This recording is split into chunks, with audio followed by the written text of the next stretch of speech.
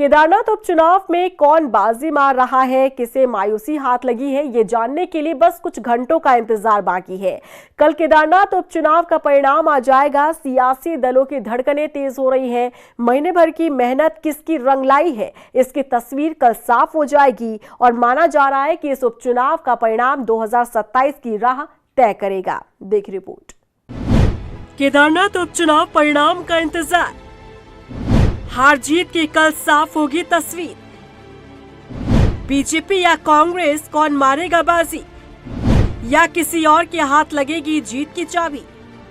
केदारनाथ उपचुनाव में किसकी नैया पार लगी और किसे मायूसी हाथ लगी, ये तस्वीर कल पूरी तरह से साफ हो जाएगी। 23 नवंबर यानी कल केदारनाथ उपचुनाव का परिणाम आना है। ऐसे में सियासी दलों के साथ साथ प्रत्याशियों की भी धड़कनें बढ़ने लगी है। इस सीट पर वैसे तो 6 प्रत्याशी अपनी किस्मत आजमा रहे हैं, लेकिन बीजेपी और कांग्रेस के बीच जबरदस्त मुकाबला देखा गया। दरअसल ये केदारनाथ सीट कई मायनों में खास है। सत्ताधारी बीजेपी किसी भी सूरत में ये सीट अपने हाथ से जाने नहीं देना चाहती।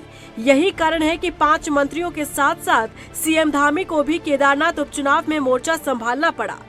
केदारनाथ सीट का रिजल्ट कोई आम चुनाव का रिजल्ट नहीं होगा। इस सीट पर जहां बीजेपी प्रधानमंत्री डबल इंजन की सरकार की साख का इम्तिहान है, तो वही विपक्ष के ऊपर अयोध्या बद्रीनाथ जीतने के बाद केदारनाथ से बीजेपी को जवाब देने का दबाव है। बीजेपी मंगलौर और बद्रीनाथ का उपचुनाव सरकार होते हुए हार गई, इसीलिए केदारनाथ उपचुनाव जीतने का भारी दबाव बीजेपी पर है।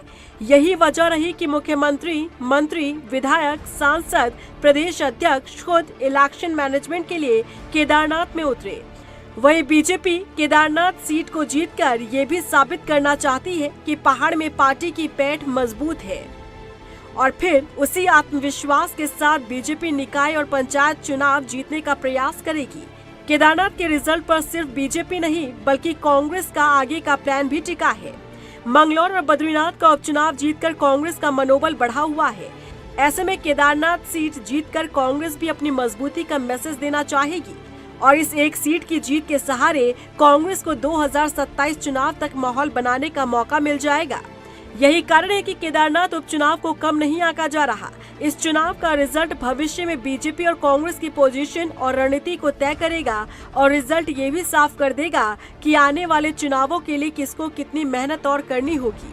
बहरहाल इंतजार है कल आने वाले केदारनाथ उपचुनाव परिणाम का। देखना होगा किसे अपनी मेहनत का फल मिलता है और किसे मायूसी हाथ लगती है।